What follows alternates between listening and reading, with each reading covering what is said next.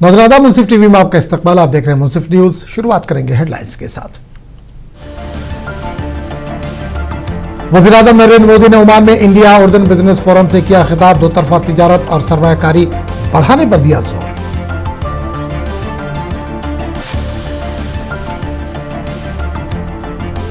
विजय दिवस पर राजनाथ सिंह और मुसल्लह अफवाज के सरबराहान ने नेशनल वार मेमोरियल पर शोहदा को पेश किया खराज अकीदत।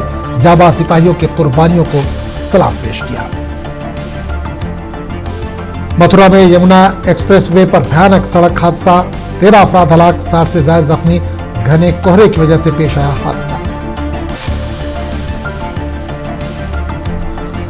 पार्लियामेंट इजलास के दौरान मनरेगा की जगह जी राम जी स्कीम लाने का मंसूबा। अपोजिशन ने पार्लियामेंट के बाहर गांधी जी के मुजस्समे के रूबरू किया एहतजाज। और अब खबरों की तफसील। वज़ीर-ए-आज़म नरेंद्र मोदी ने अपने उर्दन के दौरे के दौरान इंडिया उर्दन बिजनेस फोरम से खिताब किया, जहां दोनों ममालिक के सरकर्दा सनतकारों, सरमायाकारों और कारोबारी नुमाइंदों ने शिरकत की।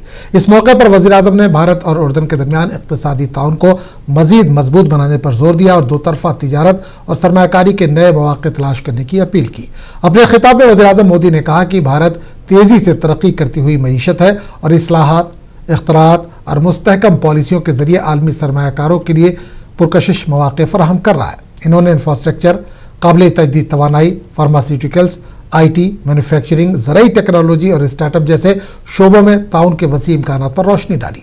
वज़ीर-ए-आज़म ने उर्दन को मशरिक़ वस्ता में एक अहम शराकतदार करार देते हुए कहा कि दोनों ममालिक के दरमियान तारीख़ी ताल्लुकात, बाहमी एतमाद और सक़ाफ़ती रवाबित मजबूत बुनियाद फराहम करते हैं। King Abdullah, His Royal Highness the Crown Prince, दोनों देशों के डेलीगेट्स, बिजनेस जगत के लीडर्स, नमस्कार। फ्रेंड्स, दुनिया में कई देशों के साथ बॉर्डर्स तो मिलते ही हैं।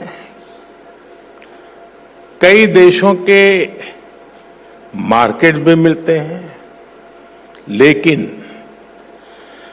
भारत और जॉर्डन के संबंध ऐसे हैं जहां ऐतिहासिक विश्वास और भविष्य के आर्थिक अवसर एक साथ मिलते हैं।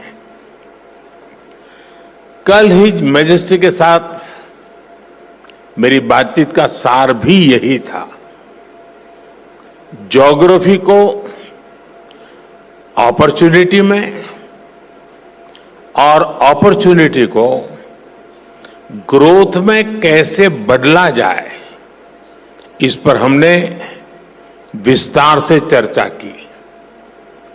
योर मैजेस्टी, आपकी लीडरशिप में जॉर्डन एक ऐसा ब्रिज बना है जो अलग अलग रीजन्स के बीच सहयोग और तालमेल बिठाने में बहुत मदद कर रहा है। कल हमारी मुलाकात में आपने बताया कैसे भारतीय कंपनीज जॉर्डन के मार्ग से USA, कनाडा और अन्य देशों की मार्केट तक पहुंच सकती है। मुल्क भर में आज विजय दिवस नहायत अकीदत और एहतराम के साथ मनाया जा रहा है। यह दिन भारत की तारीख में एक अहम संग मील की हैसियत रखता है, जब 1971 में भारतीय फौज ने गैर मामूली जुर्रत और बहादुरी का मुजाहरा करते हुए दुश्मन को शिकस्त दी और मुल्क को तारीखी फतह दिलाई। इस मौके पर मरकजी वज़ीर दिफा राजनाथ सिंह ने नेशनल वॉर मेमोरियल पहुंचकर मादर वतन के लिए जानों का नजराना पेश करने वाले शहीद फौजियों को खराज अकीदत पेश किया। इनके हमरा chief of defence staff general Anil Chauhan, army chief, navy chief और एयर चीफ मार्शल भी मौजूद थे। तमाम आला फौजी अफसरान ने मुश्तरका तौर पर शोहदा की यादगार पर फूलों की चादर चढ़ाई और खामोशी इख्तियार करके इनकी कुर्बानियों को सलाम पेश किया। विजय दिवस 1971 की जंग में भारत की तारीखी कामयाबी की याद दिलाता है, जिसमें भारतीय अफवाज की हिकमत अमली, इत्तेहाद और बहादुरी ने फैसला कुन किरदार अदा किया था।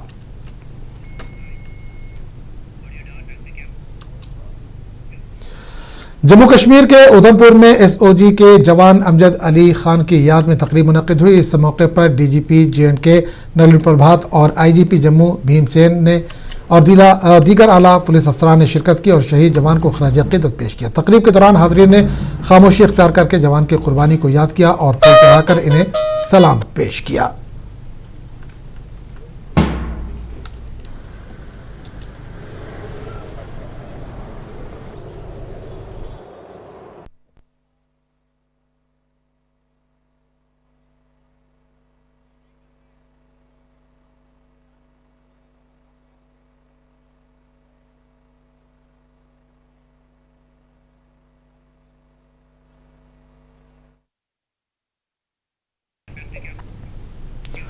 सिकंदराबाद के सैनिक स्मारक पर विजय दिवस तकरीब का एहतमाम किया गया, जिसमें उन हीरोज को याद किया गया और खराज अकीदत पेश किया गया जिन्होंने 1971 के हिंदुस्तान पाकिस्तान जंग में अपनी जानें कुर्बान की थी। इस मौके पर गवर्नर और डिप्टी चीफ मिनिस्टर ने फूल चढ़ाकर शहीदों को खराज अकीदत पेश किया। तकरीब में साबिक फौजियों, आर्मी पब्लिक स्कूल के तलबा, फौजियों और मुसल्लह अफवाज के आला अफसरान ने भी शिरकत की, जिन्होंने जंगी यादगार पर फूल चढ़ाए और बहादुरों को खराज पेश किया। वादा है कि 1971 की जंग में पाकिस्तान पर हिंदुस्तान की फतह की याद में हर साल 16 दिसंबर को विजय दिवस मनाया जाता है। इस मौके पर डिप्टी सीएम भट्टी विक्रमार्का ने कहा कि विजय दिवस वो दिन है जब हिंदुस्तानी फौजियों ने अपनी बहादुरी से बांग्लादेश को आज़ाद कराया था। आज का दिन तारीख का एक काबिल फ़ख्र और यादगार दिन है।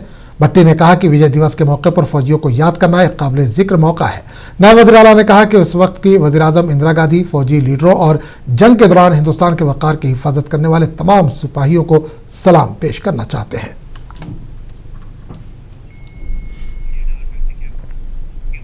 और इस दौरान चीफ मिनिस्टर रेवंत रेड्डी ने तमाम शहरियों को विजय दिवस की मुबारकबाद दी। चीफ मिनिस्टर ने अपने बयान में कहा कि मुल्क के हर शहरी को 1971 की जंग में बहादुर सिपाहियों की कुर्बानियों और हासिल की गई फतह को याद रखना चाहिए। इन्होंने कहा कि हिंदुस्तान की तीनों खिदमात की लगन जब हुब्बुल वतनी और बहादुर नस्लों के लिए मशर राह रहेगी।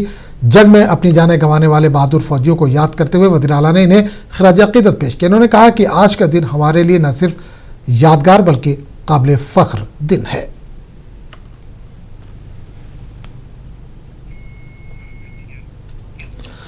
तेलंगाना के वज़ीर अक़लियती उमूर अज़हरुद्दीन ने कहा कि वक्फ ट्रिब्यूनल ने औक़ाफ़ी अराज़ियात के इंदराज के लिए 3 माह का मज़ीद वक्त दिया है। हम अदालत के फैसले का खैर मकदम करते हैं और 3 महीनों के दौरान हम रियासत भर के तमाम औक़ाफ़ी अराज़ियात का इंदराज करेंगे। इस दौरान इन्होंने बिहार के वज़ीर आला नीतीश कुमार की जानिब से हिजाब हटाए जाने के वाक़े पर भी तशवीश का इजहार किया। देखिए ये बहुत अच्छा है क्योंकि जो टाइम था, जो 6 महीने का टाइम था, वो बहुत कम था क्योंकि वो जो मुतवल्लिस होते हैं उनको थोड़ा सा टेक्निकल नॉलेज बहुत कम होती है कि उसमें उसकी वजह से भी हमको प्रॉब्लम हो गया था। बट लेकिन जैसा कहा कि पर्सनल लॉ बोर्ड ने भी 3-4 महीने तक उसको रुका दिया था कि नहीं ये अभी सुप्रीम कोर्ट में है। बट लेकिन हमारे सीएम साहब ने भी काफी ट्राई किया है, पीएम को भी लिखा था और मिनिस्टर को भी लिखे थे। बट लेकिन सुप्रीम कोर्ट का जो ऑर्डर था कि वहां पे भी सुप्रीम कोर्ट टाइम बढ़ाने के लिए ग्रांट नहीं की, बट एक अच्छा डिसीजन दिया कि आप वक्फ ट्रिब्यूनल में आप जाके अप्रोच कर सकते हैं। तो हम लोग वक्फ ट्रिब्यूनल अप्रोच किए और उन्होंने 3 महीने का टाइम दिया और इंशाल्लाह हम बिल्कुल इस 3 महीने में जल्द से जल्द जितना भी हो मेरे ख्याल में पूरा कंप्लीट कर देंगे। और जो वक्फ के प्रॉपर्टीज है आपको पता चल जाएगा कि कहाँ पे है, किधर है। और जैसे कि डिस्ट्रिक्ट में भी है वहाँ पे भी इतना काम करना इतना आसान नहीं है क्योंकि हमारे डिपार्टमेंट वक्फ का डिपार्टमेंट बहुत डे एंड डे रात दिन काम कर रहा है, लेकिन उनको भी मैं उनकी दाद देता हूँ। बट लेकिन जो भी इंफॉर्मेशन आ रहा है उसमें हम लोग जल्द से जल्द उसको उम्मीद पोर्टल को कंप्लीट करेंगे। डिसीजन लेंगे, थोड़े लोग को गांव में भेजाएंगे जो टेक्निकल नॉलेज है उनकी, जाके वहां पे भी वो करके आएंगे। जो भी जितने भी प्रॉपर्टी ऐसे बहुत से प्रॉपर्टीज है मेरे ख्याल में समझता हूँ वहां पे छूट भी जा सकते हैं। बट लेकिन हम उसको पूरी तरह। यमुना एक्सप्रेसवे पर आज सुबह पेश आए भयानक सड़क हादसे में मरने वालों की तादाद 13 हो गई। इस हादसे में 60 से ज्यादा अफराद जख्मी बताए जा रहे हैं। अहदेदारों ने बताया कि मरने वालों की तादाद में मजीद इजाफा हो सकता है क्योंकि कई जख्मी अफराद की हालत नाजुक है। अहदेदारों ने बताया कि सुबह के औकात घने कोहरे और धुंध की वजह से एक्सप्रेसवे पर चलने वाली 8 बसें और 3 कारें आपस में टकरा गई, जिसके बाद बसों में आग लग गई। इस हादसे में 13 अफराद जल गए। मथुरा के डीएम चंद्र प्रकाश सिंह और श्लोक कुमार एसएसपी मथुरा ने बताया कि तमाम जख्मियों को हॉस्पिटल में भर्ती कर दिया गया। हादसे की वजूहात जानने के लिए तहकीकात शुरू कर दी गई है।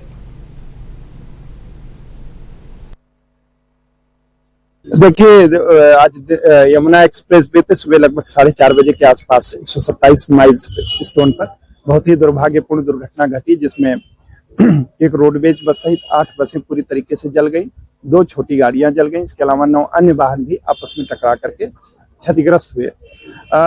लगभग 70 के आसपास लोग घायल हुए थे, जिनको हम लोग अलग अलग अस्पताल में ले गए थे। भगवान की कृपा है कि वो सभी खतरे से बाहर हैं। 2 लोगों को आगरा मेडिकल कॉलेज रेफर किया गया, वो भी मतलब खतरे से बाहर हैं, बट उनको एडवांस इलाज के लिए भेजा गया है। पूरी मेडिकल टीम ने जांच कर ली है। यहाँ हम लोग मोर्चरी पर हैं।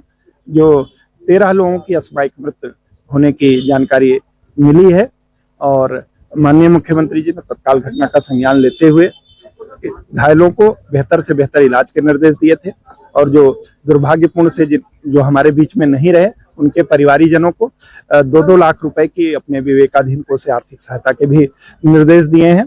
क्योंकि घटना बहुत ही दुर्भाग्यपूर्ण है और ये इस तरीके की मैंने भी अपने जीवन में नहीं देखी इतनी बड़ी दुर्घटना। इसकी जांच के लिए अपर जिलाधिकारी प्रशासन को मैजिस्ट्रियल जांच के लिए भी हमने नामित किया है, जो घटना के पहलुओं की भी जांच करेंगे और ऐसी क्या व्यवस्था की जाए जिससे दुर्घटना, ये चूंकि जिस जगह पे हुई है दुर्घटना प्रोन एरिया है यमुना एक्सप्रेसवे का, तो वो भविष्य में इस प्रकार की घटनाओं की पुनरावृत्ति ना हो, उसके भी सुझाव दे। हम लोगों को ये भी निर्देश दिए गए हैं कि वाहनों की स्पीड कम की जाए, जो ओवरटेकिंग करते हैं, एक दूसरे को आगे पीछे करने की होड़ लगाते हैं, उस पर भी रोक लगाई जाए। कन्वाय बना करके वाहनों को पास कराया जाए जब तक कि मौसम प्रतिकूल है। प्रभु की कृपा रही कि जितनी बड़ी दुर्घटना घटी है, बट जो जितने भी लोग घायल हुए हैं उनसे बात करने पर पूछिए तो बताते नहीं। मेरे पार्लियामेंट के सरमाई इजलास के दौरान अपोजिशन जमातों के अरकान पार्लियामेंट ने मरकज के मुबैना फैसले के खिलाफ जबरदस्त एहतजाज किया, जिसमें Mahatma Gandhi national rural employment guarantee act की जगह जी राम जी स्कीम लाने की बात कही जा रही है। यह एहतजाज पार्लियामेंट हाउस के बाहर किया गया, जहां अपोजिशन अरकान ने नारेबाजी की और प्ले कार्ड उठा रखे थे। अपोजिशन लीडरों का इल्जाम है कि मनरेगा देही गरीबों, मजदूरों और कमजोर तबकों के लिए रोजगार की जमानत फराहम करने वाली एक अहम स्कीम है और इसे खत्म या कमजोर करना अवाम मुखालिफ कदम होगा। इनका कहना है कि मनरेगा ने करोड़ों देही खानदानों को मुआशी सहारा दिया और हुकूमत इस स्कीम के बजट में मुसलसल कटौती कर रही है।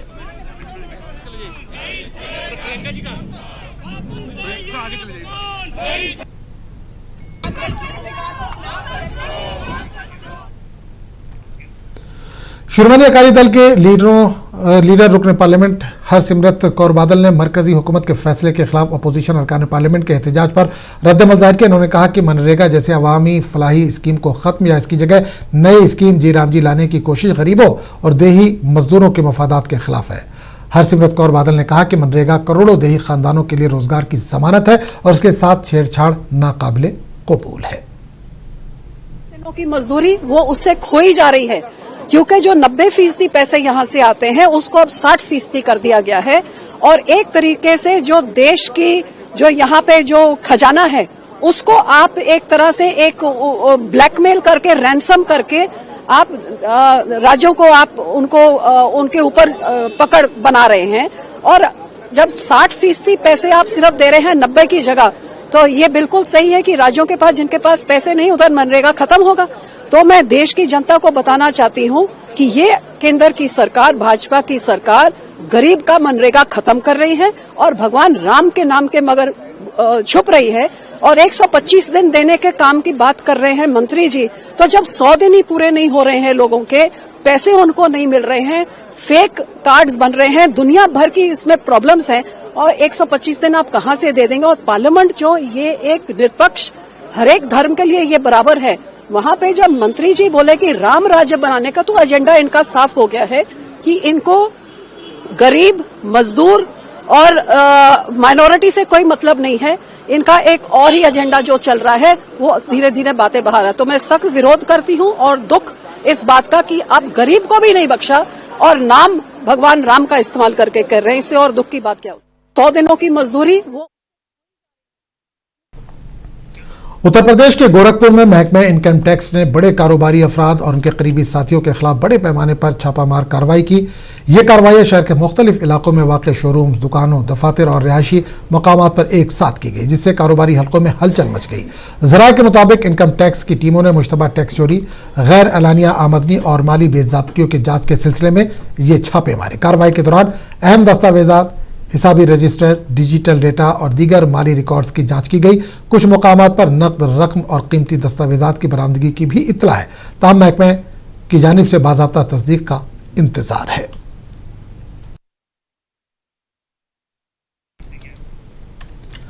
कांग्रेस लीडर प्रमोद तिवारी ने बिहार के वज़ीर आला नीतीश कुमार को बिहार का कलंक करार देते हुए इस वाक़े की सख्त मजम्मत की। उन्होंने कहा कि एक मुस्लिम खातून को मुलाजमत का सर्टिफिकेट देते वक्त ज़बरदस्ती उसका हिजाब हटाना नहायत शर्मनाक और नाकाबिल कबूल अमल है।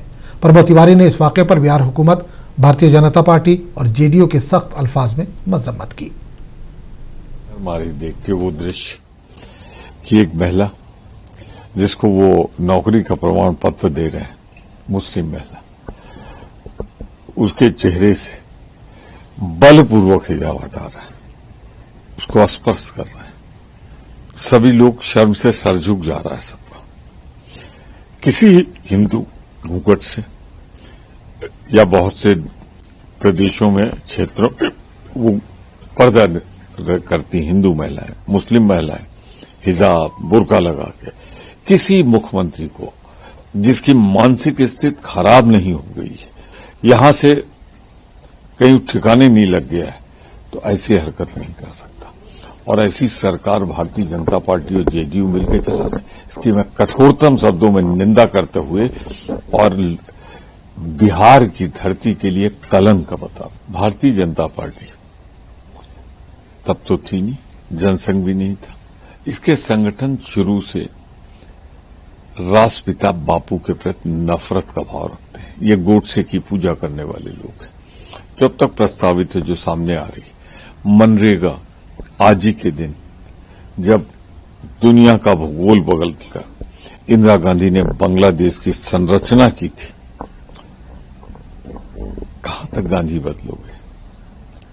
तुम्हें गांधियों से नफरत है, राष्ट्रपिता से नफरत है। और इसीलिए एक ऐसी स्कीम जो सोनिया गांधी के नेतृत्व में यूपीए में आई थी। तेलंगाना कांग्रेस पार्टी के सीनियर लीडर और साबिक रियासती वजीर मोहम्मद अली शब्बीर ने भी बिहार के वज़ीर आला नीतीश कुमार पर सख्त बरहमी का इजहार किया। इन्होंने कहा कि नीतीश कुमार की हरकत को समाज के हर गोशे ने मुस्तरद किया है। कल बिहार में चीफ मिनिस्टर नीतीश कुमार जी, जो बड़े सीनियर कायद थे, बहुत बड़े चीफ, कई जमाने के सीनियर चीफ मिनिस्टर होते हुए, कल जिस तरीके से एक मुस्लिम डॉक्टर लड़की का बुर्का और हिजाब हटाने की जो कोशिश करे, जो हरकत करे, वो काबिल मजम्मत है। हम सब उसको कंडम कर रहे हैं और मैं चाहता हूं कि आप फौरी उस लड़की से, उस कौम से माफी मांगे, क्योंकि हमारा कॉन्स्टिट्यूशन, हमारा दस्तूर हमको इजाजत दे रहा है कि हम हिजाब के साथ, पर्दे के साथ हमारी तालीम वगैरह हम जारी रख सकते हैं। ये हमारा कॉन्स्टिट्यूशन हमको इजाजत दे रहा है। तो आप सीएम होते हुए कॉन्स्टिट्यूशन की हिफाजत करने के बजाय आप खुद बुर्का या हिजाब हटा रहे हैं, ये काबिल मजम्मत है। लोग कह रहे थे, हम भरोसा नहीं कर रहे थे कि आप कुछ मेंटली प्रॉब्लम हो गया है। इससे मालूम हो रहा है कि रियली आपका मेंटली आप बैलेंस खो गए, आप बैलेंस नहीं है। अगर वाकई आप मेंटली बैलेंस है तो फौरी अपोलोजाइज करिए, माफी मांगिए कि जो मैं हरकत करा, गलत करा, आइंदा से नहीं करूंगा। तो उसमें आपका दर्जा बढ़ेगा। नहीं तो हम समझेंगे कि भाई जो लोग कह रहे हैं रूमर से कि मेंटल है, तो वाकई आप। कांग्रेस के सीनियर लीडर तारिक अनवर ने बिहार के चीफ मिनिस्टर नीतीश कुमार की जानिब से एक मुस्लिम खातून डॉक्टर का निकाब उतारने पर शदीद तनकीद का निशाना बनाया। तारिक अनवर ने कहा कि नीतीश कुमार आजकल सेहत के मसाइल से दो चार है, शायद इसी वजह से इन्होंने ऐसा किया हो। ताहम कांग्रेस लीडर ने कहा कि इंतहाई गलत हरकत है। इन्होंने एसआईआर पर अपना रद्दमल देते हुए कहा कि राहुल गांधी ने इस सिलसिले में कई मरतबा कहा है कि बीजेपी और इलेक्शन कमीशन के दरमियान मिली भगत है। इन्होंने मरकजी हुकूमत की जानिब से मनरेगा का नाम बदलने पर भी सख्त तनकीद की। महिला का अपमान हुआ है, वो दुखद है, अफसोसनाक है। वैसे तो लोग कहते हैं कि वो बीमार चल रहे हैं, उनका दिमागी जो तवाज़न है वो सही नहीं है, शायद उस वजह से भी वो इस तरह की हरकत कर सकते हैं। लेकिन दूसरी ओर ये देखा जाए कि सारा कामकाज तो वो कर रहे हैं ठीक, एक मुख्यमंत्री के रूप में, लेकिन जब इस तरह का कोई सार्वजनिक जगह पर ऐसी कोई हरकत कर जाते हैं जिससे लोगों को लगता है कि कहीं ना कहीं वो बीमार हैं। ठीक है, उनका हर पार्टी का अपना अपना स्टैंड होता है। अब उनका ये मसला नहीं होगा, उनके यहाँ कुछ इस तरह की शिकायतें नहीं मिली होंगी, लेकिन हम लोगों ने तो देखा है और जिस तरह से राहुल जी ने लगातार उसका प्रदर्शन किया और सारी दलीलें पेश की, उससे तो लगता है कि कहीं ना कहीं भाजपा और चुनाव आयोग के बीच में कोई गठबंधन है। समझ से बाहर है क्या काम ये सरकार क्यों कर रही है। चलिए, नेहरू जी से तो नफरत है उनको, ये तो पता है, लेकिन अब गांधी से भी नफरत हो गई और उनके नाम से भी उनको तकलीफ हो रही है भाजपा को। ये चिंता का विषय है, दुखद है, क्योंकि महात्मा गांधी का जो कंट्रीब्यूशन है और जो उन्होंने अपने जिंदगी में जो काम किया है, सारी दुनिया उसको मानती है। और खबर उत्तर प्रदेश के बिजनौर से है। नजीबाबाद थाना इलाके के जलालाबाद में वाक़ एक पटाखा फैक्ट्री में जोरदार धमाका होने से अफरा तफरी मच गई। इस हादसे में एक कारीगर की दर्दनाक मौत हो गई, जिससे इलाके में शोक की फजा कायम है। धमाके की इत्तला मिलते ही एसपी अभिषेक झा पुलिस की भारी नफरी के साथ मौके वारदात पहुंचे। पुलिस ने इलाके को घेरे में लेकर सूरत-ए-हाल को काबू में किया और रेस्क्यू कार्रवाइयां अंजाम दी। एसपी खुद मौके पर मौजूद रहकर बारीकी से जांच पड़ताल कर रहे हैं ताकि धमाके की असल वजह मालूम की जा सके। इब्तिदाई तौर पर फैक्ट्री में हिफाजती इंतजामात में लापरवाही का शुबा जाहिर किया जा रहा है। तमाम पुलिस का कहना है कि तहकीकात मुकम्मल होने के बाद हतमी मालूमात सामने आएगी।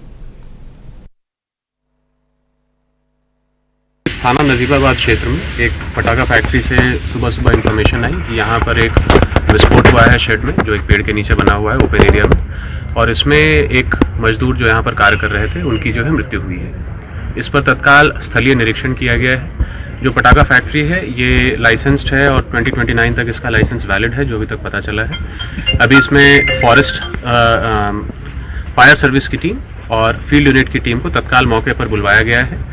यदि इसमें किसी प्रकार का जो है कोई वायलेशन पाया जाता है तो उस संबंध में तत्काल जो है लाइसेंस निरस्तीकरण की और अभियोग पंजीकरण की इसमें जो है कार्रवाई की जाएगी। इस संबंध में जो है मेरे द्वारा तत्काल मौके पर निरीक्षण किया गया है। जो अग्रिम विधिक कार्रवाई है वो की जा रही है। सर, कितने लोग घायल अब तक? एक व्यक्ति की मृत्यु की इसमें खबर है और उनके शव को तत्काल पोस्टमार्टम के लिए भिजवाया गया है। उनके परिजनों से बात।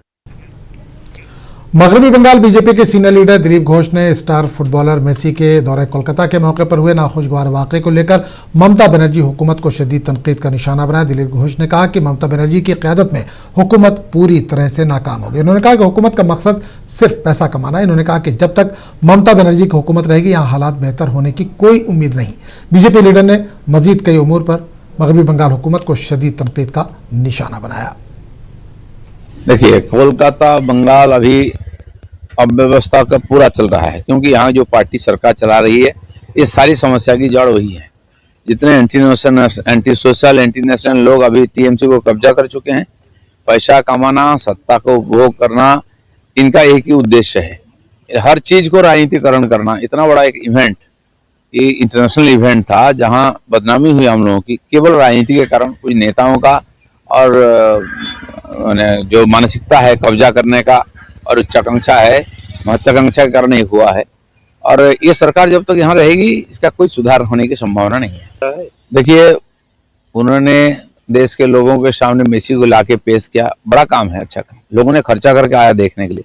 लेकिन जिन्होंने फायदा उठाया बंगाल में उनको सामने रख करके, वो पीछे पर्दा के पीछे हैं और उनको जानते भी, देखे भी हम लोग। उनको क्यों छोड़ा जा रहा है कि हर जगह कूद जाते हैं और सबको ऐसे ही कर देते हैं। इसलिए बाकी जगह में तो फिर उनको शाबाशी मिल रही है, यहाँ क्यों उसको सजा दिया जा रहा है? क्योंकि अपने लोगों को बचाना चाहिए, इसीलिए उनको सामने किया जा रहा है। ड्राफ्ट वोटर लिस्ट को लेकर बंगाल में बहुत उत्सुकता है लोगों में। क्योंकि 58 लाख से ज्यादा नाम माइनस हुआ है और भी उतना होने वाला है। अब देखते हैं, आज जो लिस्ट आएगा आगे चलकर 1 महीना तो उसका ऊपर कार्रवाई होगा, कंप्लेन होगा और मुझे लगता है उतना नाम और यहाँ से माइनस होने की संभावना है। डिटेंशन कैंप तो बनेगा नहीं, अगर कभी बनेगा तो उन्हीं को जाना पड़ेगा पहले, लेकिन कोई जरूरत नहीं, कोई प्रश्न ही नहीं है। किसने बोला कि डिटेंशन कैंप? SIR का CA का डर दिखाया उन्होंने, कोई लाभ नहीं हुआ। बंगाल का ही लोग ऐसे हैं जो बिफोर टाइम सारा फॉर्म फिलअप किए हैं, एक्सटेंशन करने की जरूरत नहीं पड़ी। इतना जागरूक है यहाँ के लोग अपना अधिकार के बारे में, अपने जिम्मेदारी के बारे में, इसलिए ममता बनर्जी की बातों पर कोई नहीं आएगा। अभी भी डिटेंशन कैंप की डर दिखा रहे हैं, कोई फायदा। तो इस बुलेटिन में फिलहाल इतना ही। अगले बुलेटिन में आपसे फिर मुलाकात होगी।